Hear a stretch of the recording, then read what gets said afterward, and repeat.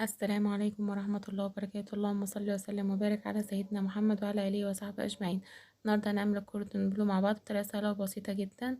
أنا معانا نص كيلو صدور فراخ أو بانيه، يعني نجيب بانيه بس يكون أهم حاجة تكون قطعة البانيه كبيرة، تكون مفروضة كبيرة عشان نعرف نلفها معانا كويس. ومعانا لانشون لحمة ولانشون فراخ، لو في متاح جبنة شيدر وجبنة موتزاريلا، ومعانا هنا جبنة رومي وبيض وبقسماط. حاجة سهلة بسيطة جدا. والحشو ده اختياري حسب اللي موجود عندك وحسب اللي انتي بتحبي تحطي جواه ايه. الحاجة اللي طعمها بتحبيها حطيها جواه. هنحط اللانشون، نحط عليه الجبنة الرومي والجبنة الموتزاريلا بتبقى حلوة اوي جواه، والشيدر بتدي طعم حلو اوي بس مكانش موجود عندي. هنا هنحط اللي هنلفه بقى كده، نقفله بقى من كل حتة من الجناب كده ونقلبه ونلفه. يكون معانا خلة سنان نقفلها بيه، مش عايزة تحطيها بزر برضو براحتك، هو بيبقى مقفول بس اضمن عشان تضمني ان هو ما يفتحش معاكي، ولما تيجي تقلبيه يبقى ماسك نفسه.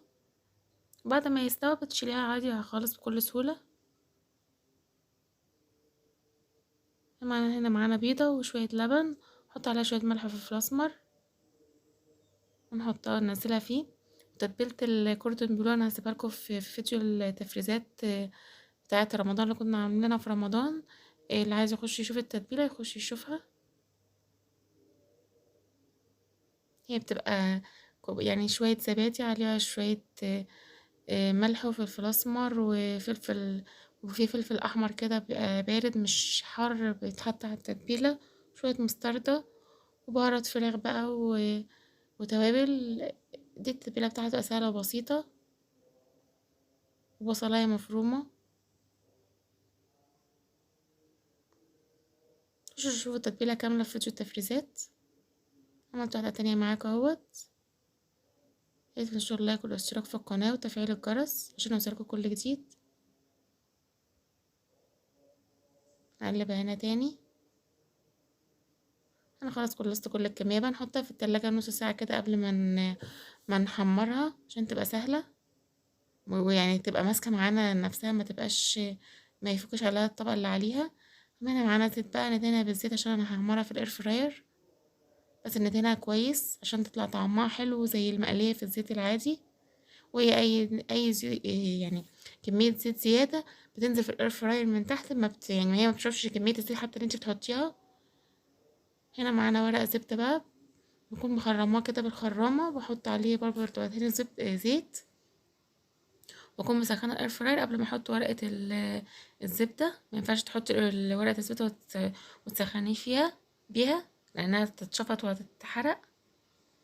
ونحط بقى عليها كده حاجه كده، نكون عاملين على درجه حراره 175 عشان الفراخ تستوي حلو تبقى كويسه معاكي. هنا كان الحمر من الجهه ديت، هنقلبه على الجهه التانية.